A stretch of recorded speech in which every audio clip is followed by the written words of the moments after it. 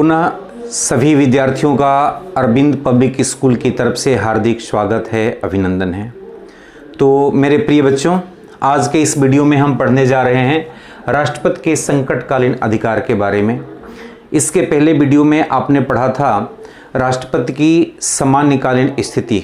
जब देश में स्थिति बिल्कुल सामान्य हो तो उस कंडीशन में राष्ट्रपति के क्या अधिकार होते हैं।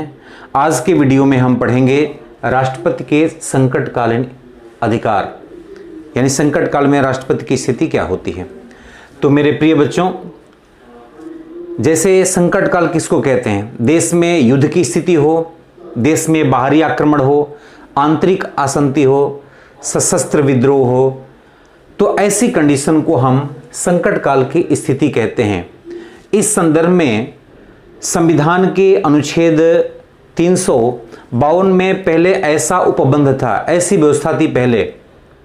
युद्ध की स्थिति में, बाहरी आक्रमण, आंतरिक अशांति की स्थिति में ऐसी स्थिति थी कि संविधान के अनुच्छेद 352 के अंतर्गत राष्ट्रपति जो है देश में आपातकाल की, संकट काल की घोषणा कर सकता था। इसमें देश के अंदर आंतरिक अशांति भी आती है, सशस्त्र विद्रोह भी आता है। तो ऐसी व्यवस्था ये पहले थी कि राष्ट्रपति जो है संकट काल की घोषणा कर सकता था, लेकिन वर्तमान में अब ऐसी व्यवस्था नहीं है। संविधान के अनुच्छेद यानी 44 के अनुसार, 44वें संविधान संशोधन के अनुसार अब इस प्रकार की व्यवस्था है कि हमारे देश में अगर भारत में दूसरे देशों से युद्ध है, युद्ध की स्थिति है, आंतरिक अशांति है, बाह्य आक्रमण है या सशस्त्र विद्रोह की स्थिति है, तभी जो है राष्ट्रपति देश में संकट काल की घोषणा कर सकता है, सिर्फ आंतरिक अशांति के मामले में नहीं। कहने का तात्पर्य है कि हमारे देश में, भारत में अगर बाहरी आक्रमण, युद्ध और इसके अलावा सशस्त्र विद्रोह ये सब नहीं है, सिर्फ आंतरिक अशांति की स्थिति है, तो सिर्फ आंतरिक अशांति की स्थिति में जो है राष्ट्रपति देश में संकट काल की घोषणा नहीं कर सकता है। यह पहला पॉइंट है। ये दूसरा पॉइंट ये है कि देश में अगर ऐसा लगता है कि देश में आंतरिक अशांति है, बाहरी आक्रमण है, तो राष्ट्रपति जो है वह संकट काल की घोषणा करेगा। लेकिन इसके लिए यह आवश्यक है कि वह संसद की स्वीकृति, वैसे देखा जाए तो राष्ट्रपति जो है संसद की स्वीकृति के बिना 2 माह तक देश में जो है वह संकट काल की घोषणा कर सकता है। लेकिन जब इसकी अवधि बढ़ाने की अगर स्थिति उत्पन्न होगी तो इसके लिए संसद की स्वीकृति क्या है? आवश्यक है। जब देश में संकट काल की घोषणा करनी है और संसद की स्वीकृति जब हो जाती है तो शासन चाहे जब तक राष्ट्रपति की मतलब संकट काल की मतलब युद्ध की आशंका होती है, बाहरी आक्रमण होती है, तो शासन के आदेश के अनुसार, यानी संसद की स्वीकृति जब हो जाती है तो काफी लंबे समय तक, जब तक शासन चाहे तब तक देश में जो है आपातकाल की, यानी संकट काल की स्थिति बनी रहती है। हमारे देश के अंदर 1 माह बाद, अगर 1 माह बाद ऐसा अगर प्रतीत होता है तो पृथक पृथक संसद के दोनों सदनों यानी लोकसभा और राज्यसभा पृथक पृथक सदनों के माध्यम से विशेष बहुमत यानी 2/3 बहुमत से अगर देश में संकट काल की स्थिति की घोषणा करनी है और यह स्वीकृति हो जाती है तो हम अधिकतम जो है वह मतलब 6 माह बाद जो है राष्ट्रपति के संकट काल के लिए घोषणा कर सकते हैं।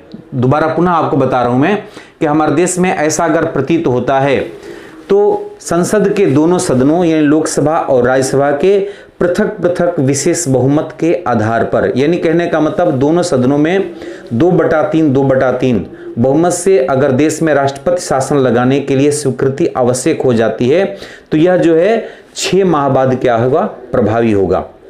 चौथा जो पॉइंट है अंतिम संकट काल की स्थिति में कि हमारे देश में लोकसभा और राज्यसभा अगर वह चाहें तो अपने उपस्थित और विशेष बहुमत के आधार पर संकट काल की जो घोषणा है यानी संकट काल आपातकाल की स्थिति है उसको क्या कर सकते हैं? वो समाप्त कर सकते हैं। तो मेरे प्रिय बच्चों, राष्ट्रपति की जो संकट काल का जो अधिकार है वह संविधान के अंतर्गत इसको मिला हुआ है, क्योंकि संकट काल में राष्ट्रपति जो है देश में युद्ध की स्थिति उत्पन्न हो जाती है, बाह्य आक्रमण की है, सशस्त्र विद्रोह की है या किसी प्रकार के अगर वित्तीय संकट की है, आंतरिक अशांति है, तो ऐसी कंडीशन में मंत्रिमंडल भी अगर देश में चाहता है, केंद्रीय मंत्रिमंडल कि अगर सिफारिश होती है तो देश में जो है राष्ट्रपति शासन लागू होता है।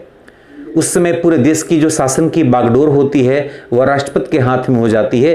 देश में कोई भी जो प्रधानमंत्री है, अलग अलग राज्यों के जो मुख्यमंत्री होते हैं, उनका शासन मतलब उनकी शक्ति को एक बार क्या है स्थगित कर दिया जाता है। सारी जो देश की शक्ति है, शासन की शक्ति है, वह राष्ट्रपति के हाथों में क्या है आ जाती है। उसके बाद हम ये तो पहला था, दूसरा पॉइंट पढ़ेंगे, राज्यों में संवैधानिक तंत्र के विफल होने से उत्पन्न संकटकालीन व्यवस्था। कभी कभी पूरे देश में नहीं, कभी कभी किसी किसी राज्य में ऐसा होता है कि संवैधानिक तंत्र का विफल होना। संवैधानिक तंत्र के विफल होने का मतलब यह होता है कि ऐसा देखा जाता है कि वहां का जो शासन है यानी वहां का जो मुख्यमंत्री है, मतलब संवैधानिक उपबंधों के अनुसार, संविधान के अनुसार यानी वहां पर शासन चलाना मुश्किल हो जाता है, यानी कानून का वहां पर क्या होता है उल्लंघन होने लग जाता है। मुख्यमंत्री जो है देश उस राज्य में शांति व्यवस्था बनाए रखने में जब असफल हो जाता है, इसी को हम कहते हैं संवैधानिक तंत्र का विफल होना। तो किसी भी राज्य में जब संवैधानिक तंत्र विफल हो जाता है यानी संविधान के नियमों के अनुसार, संविधान के उपबंधों के अनुसार जब शासन नहीं चल पाता है, तो उस कंडीशन में उस राज्य का जो राज्यपाल होता है, जिस प्रकार से किसी देश का सबसे बड़ा पद राष्ट्रपति होता है जैसे हमारे देश का, उसी प्रकार भारत में संविधान के अनुसार देश का जो सबसे बड़ा किसी भी देश हमारे देश के जो राज्य हैं, उस राज्य के जो राज्यपाल होता है उस राज्य का सबसे बड़ा पद होता है।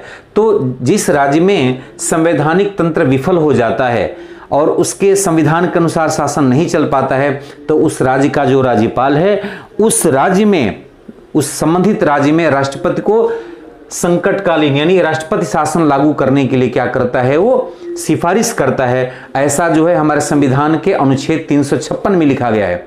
यानी संविधान के 356 के अनुसार किसी भी राज्य का जो राज्यपाल है, संवैधानिक तंत्र के विफल होने की स्थिति में उस राज्य में यानी संबंधित राज्य में राष्ट्रपति को राष्ट्रपति शासन लागू कराने के लिए क्या करता है, वो गुजारिश करता है। उसके पश्चात जो है उस राज्य में क्या होता है, राष्ट्रपति शासन लागू हो जाता है। और यह राष्ट्रपति शासन जो होता है एक बार जो है मतलब 6 माह के लिए मतलब उस राज्य में राष्ट्रपति शासन लागू होता है। अगर ऐसा फिर भी महसूस किया जाता है कि इसको इस अवधि को और बढ़ाया जाए, तो एक बार में पुनः 6 माह के लिए बढ़ाया जा सकता है। लेकिन किसी भी कंडीशन में यानी 3 वर्ष बाद जो है अगर देखा जाए तो संविधान यानी संसद जो चाहे संसद के अनुसार देखा जाए तो 3 माह बाद राष्ट्रपति शासन 3 वर्ष बाद जो है देश में राष्ट्रपति शासन लागू नहीं किया जा सकता है, इसको समाप्त कर दिया जाएगा। देश में कभी कभी वित्तीय संकट की स्थिति उत्पन्न होती है। वित्तीय संकट यानी धन से संबंधित। कभी कभी देश में राष्ट्रपति को ऐसा लगता है कि हमारे देश में जो वित्तीय संकट यानी वित्तीय संकट की स्थिति उत्पन्न हो गई है। ऐसा हमारे देश के संविधान के अनुच्छेद 360 है। 360 के अनुसार ऐसी व्याख्या की गई है कि हमारे देश में जो है देश की जो साख है, मुद्रा की जो स्थिति है वो बिल्कुल खतरे में है।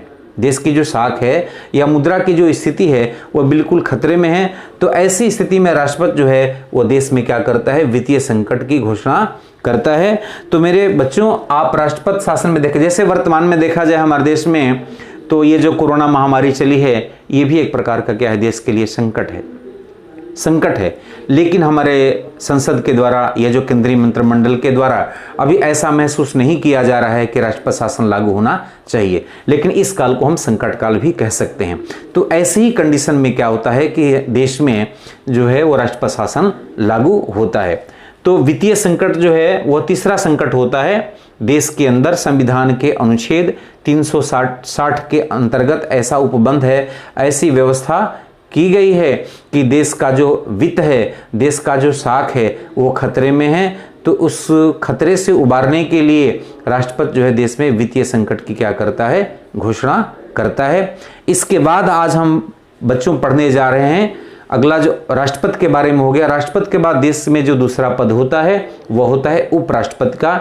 उपराष्ट्रपति के बारे में पढ़ने जाने के देश के उपराष्ट्रपति की स्थिति क्या होती है, उसकी योग्यता क्या होती है, उसका निर्वाचन किस प्रकार से होता है और उसके अधिकार क्या होते हैं, उसके बारे में हम पढ़ेंगे।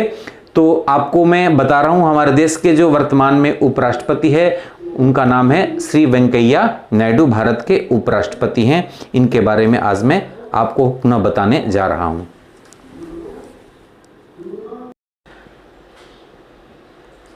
हाँ, तो बच्चों, उपराष्ट्रपति जिसको हम वाइस प्रेसिडेंट कहते हैं, हमारे देश में राष्ट्रपति के बाद दूसरा जो सबसे बड़ा पद होता है वह उपराष्ट्रपति का होता है। वर्तमान में हमारे देश के जो उपराष्ट्रपति हैं उनका नाम है श्री वेंकैया नायडू, जिनको हम वाइस प्रेसिडेंट कहते हैं। तो बच्चों, हम ये पढ़ेंगे कि उपराष्ट्रपति का चुनाव यानी निर्वाचन किस प्रकार से होता है, इसके बारे में हम पढ़ने जा रहे हैं। संविधान के अनुच्छेद 63 के अनुसार ऐसी व्यवस्था की गई है कि भारत में एक पद होगा उपराष्ट्रपति का, यानी संविधान के अनुच्छेद 63 के अनुसार भारत में एक उपराष्ट्रपति का पद क्या है, निर्धारित है। उपराष्ट्रपति का जो पद होता है वह उसमें यानी इस पद का अब निर्वाचन किस प्रकार से होता है। उपराष्ट्रपति के जो पद का निर्वाचन होता है, संसद के संयुक्त बैठक में उपराष्ट्रपति के पद का क्या है, निर्वाचन होता है। कहने का तात्पर्य यह है कि संसद के दोनों सदन, लोकसभा और राज्यसभा के जो निर्वाचित सदस्य हैं वह उपराष्ट्रपति के निर्वाचन में क्या करते हैं, हिस्सा लेते हैं, भाग लेते हैं, यानी उन मतलब मतदान करते हैं उपराष्ट्रपति के चुनाव के लिए। उपराष्ट्रपति जो होता है, चूंकि वह राज्यसभा का पदेन सभापति होता है, उपराष्ट्रपति राज्यसभा का पदेन सभापति होता है। तो अब उपराष्ट्रपति का निर्वाचन तो संसद के दोनों सदनों के द्वारा होता है, मतलब लोकसभा और राज्यसभा के निर्वाचित सदस्यों के द्वारा, लेकिन उसकी जो प्रणाली है उसको हम क्या कहते हैं, उपराष्ट्रपति के निर्वाचन की जो प्रणाली है उसको हम कहते हैं अनुपातिक प्रतिनिधित्व की एकल संक्रमणीय मत पद्धति। अनुपातिक प्रतिनिधित्व की एकल संक्रमणीय मत पद्धति के अनुसार उपराष्ट्रपति का हमारे देश में क्या होता है, निर्वाचन होता है, चुनाव होता है। इस पद्धति का नाम है, मतलब 1 नंबर का अगर ऐसा प्रश्न पूछा जाता है कि उपराष्ट्रपति के निर्वाचन की पद्धति का नाम क्या है, तो आप यही बताएंगे या यही लिखेंगे कि भारत में उपराष्ट्रपति के पद के निर्वाचन की जो पद्धति है उसका नाम है अनुपातिक प्रतिनिधित्व की एकल संक्रमणीय मत पद्धति। और गुप्त मतदान द्वारा राष्ट्रपति का निर्वाचन होता है। कौन करता है, तो संसद के दोनों सदनों यानी लोकसभा और राज्यसभा के जो निर्वाचित सदस्य हैं उनके द्वारा उपराष्ट्रपति का निर्वाचन होता है, चुनाव होता है। तो अब निर्वाचन होता है तो उसके लिए योग्यताएं क्या होनी चाहिए। तो बच्चों, आपको मैंने राज्यसभा के सदस्य के बारे में जो बताया था मैंने, तो राज्यसभा के सदस्य के जो योग्यताएं हैं वही योग्यताएं जो है वह उपराष्ट्रपति पद के लिए भी होता है, लेकिन अंतर सिर्फ एक उम्र का है। राज्यसभा में सदस्यों की जो योग्यताएं हैं वह 30 वर्ष की होती है और उसमें उपराष्ट्रपति पद के लिए जो उम्र होती है, जो आयु होती है, वह 35 वर्ष की होती है। तो सबसे पहले पुनः हम 1-2 नंबर के टॉपिक पर आए कि उपराष्ट्रपति पद के लिए क्या क्या योग्यताएं आवश्यक है। तो संविधान के अनुसार हमारे देश में उपराष्ट्रपति पद के लिए निम्न योग्यताएं आवश्यक है या होनी चाहिए। जैसे पहला, वह भारत का नागरिक हो, वह 35 वर्ष की आयु प्राप्त कर चुका हो, वह न्यायालय द्वारा दिवालिया, पागल, अपराधी घोषित न किया गया हो, वह केंद्र सरकार या राज्य सरकार के अंतर्गत किसी लाभ के पद पर न हो। कहने का तात्पर्य है कि वह कोई सरकारी नौकरी नहीं करता हो और वह राज्यसभा का सदस्य न हो। ऐसे व्यक्ति जो होते हैं उपराष्ट्रपति का चुनाव लड़ सकते हैं, मतलब उनके अंदर एक क्या होती है, निर्धारित योग्यताएं होती है। अब देखिए, हम एक अगला टॉपिक जो पढ़ेंगे उपराष्ट्रपति के बारे में, पदच्युति के बारे में, यानी पद से हटाना। उपराष्ट्रपति चूंकि राज्यसभा का पदेन सभापति होता है, उपराष्ट्रपति राज्यसभा का पदेन सभापति होता है, लेकिन वह राज्यसभा का सदस्य नहीं होता है, इसीलिए उसको मतदान का अधिकार नहीं होता है। उपराष्ट्रपति जो होता है, मतलब वह राज्यसभा का पदेन सभापति होता है, राज्यसभा का वो सदस्य नहीं होता है, लेकिन फिर भी राज्यसभा की जब बैठक होती है तो उस बैठक में मतलब अगर वाद विवाद के बाद किसी भी विषय पर अगर मतदान बराबर हो जाता है, मतलब मतदान बराबर हो जाता है, कोई निर्णय नहीं निकलता है, तो उस समय क्या होता है, उस समय बराबर मतदान की स्थिति में राष्ट्रपति को जो है निर्णायक मत देने का अधिकार होता है। वो कब होता है, मत मतलब वोट नहीं, चूंकि राज्यसभा की बैठकों की जो अध्यक्षता करता है वो कौन करता है? सभापति। तो राज्यसभा का जो सभापति होता है, पदेन सभापति, वह उपराष्ट्रपति होता है। तो राज्यसभा की जब भी बैठक होती है, जब उसकी अध्यक्षता होती है, तो कहने का मतलब किसी भी विषय पर, किसी भी मुद्दे पर जब मतदान होता है, तो किसी विषय मतदान पर मतदान बराबर हो गया, कोई निर्णय नहीं निकला, तो उस समय निर्णायक मत जो होगा वह क्या होता है? उपराष्ट्रपति के द्वारा होता है। और राष्ट्रपति का पद, चूंकि राष्ट्रपति जो होता है उसका कार्यकाल 5 वर्ष का होता है। कितने वर्ष का होता है? 5 वर्ष का होता है। लेकिन वह अपनी स्वेच्छा से, अपनी इच्छा से 5 वर्ष पूर्व वह त्यागपत्र भी दे सकता है, त्यागपत्र दे सकता है। या उसको राज्यसभा जो है पद से हटाने के लिए अगर राज्यसभा प्रस्ताव पारित कर देता है और लोकसभा के द्वारा उसका अनुमोदन हो जाता है, तो उपराष्ट्रपति जो है उसको 5 वर्ष पूर्व भी उनके पद से हटाया जा सकता है। तो ये पद से हटाने की प्रक्रिया है जिसको हम पदच्युति कहते हैं। ठीक है, अब हम पढ़ेंगे उपराष्ट्रपति की कुछ शक्तियां भी हैं, उपराष्ट्रपति की शक्तियां और उसके कार्य के बारे में कि उपराष्ट्रपति की क्या शक्तियां हैं और वह क्या कार्य करता है, इसके बारे में हम समझने जा रहे हैं। राज्यसभा का पदेन सभापति, अभी पुनः आपको बताया मैंने कि वह राज्यसभा का क्या होता है? पदेन सभापति होता है। उपराष्ट्रपति राज्यसभा का पदेन सभापति होता है, राज्यसभा का सदस्य नहीं होता है, इसलिए उसको निर्णायक मत देने का क्या होता है? अधिकार होता है। दूसरा जो है, राष्ट्रपति की अनुपस्थिति में उसके पद का कार्यभार संभालना। राष्ट्रपति, देश का जो राष्ट्रपति होता है, कभी कभी किसी कारणवश वह अनुपस्थित रह सकता है, तो उस अनुपस्थिति की स्थिति में राष्ट्रपति के कार्यभार संभालने जो है वो कार्य है उपराष्ट्रपति करता है। पुनः आपको बता रहा हूं मैं कि देश का सबसे बड़ा पद होता है राष्ट्रपति का। तो राष्ट्रपति किसी कारणवश अगर अपने पद पर नहीं है, वह अनुपस्थित है या उसका पद खाली है, तो उस कंडीशन में क्या है, उस स्थिति में उसके कार्यभार को क्या करता है? संभालता है। इसके लिए 3 प्रकार की परिस्थितियां हो सकती हैं। ये भी एक प्रकार से 2 नंबर के क्वेश्चन बन सकते हैं कि राष्ट्रपति की अनुपस्थिति में उसके पद एवं कार्यभार को उपराष्ट्रपति किस प्रकार संभालता है। तो पहला इसमें हम लिख सकते हैं कि राष्ट्रपति का पद, अगर राष्ट्रपति ने त्यागपत्र दे दिया हो तो उपराष्ट्रपति का पद खाली हो सकता है। उस स्थिति में राष्ट्रपति जो है, उपराष्ट्रपति देश का राष्ट्रपति का कार्यभार संभालता है।